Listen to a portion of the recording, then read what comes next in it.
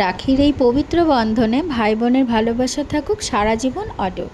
আর এই বিশেষ দিনে মিষ্টিমুখ হোক ভালোবাসায় মোড়া আমার নিজের হাতের বানানো এই বিশেষ কাজু কাটলিতে। এক বাটি কাজুর সঙ্গে দিলাম 2 চামচ সুজি।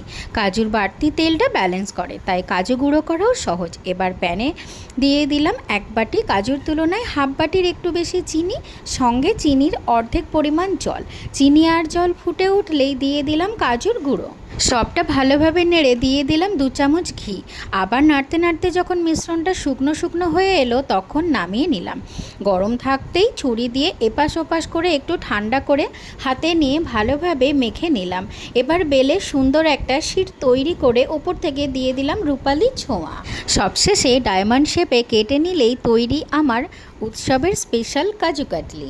আপনাদের মতো প্রিয় দর্শকদের ভালোবাসাই আমার প্রতিটা রান্নাকে আরও বিশেষ করে তোলে। এই রাখিতে আপনাদের ভাই বোনের বন্ধন থাকুক ভালোবাসায় ভরা, আর জীবনটা হোক এমনই মিষ্টি। রাখির এই মিষ্টি মুহূর্ত ছড়িয়ে দিন প্রিয়জনদের মাঝেও।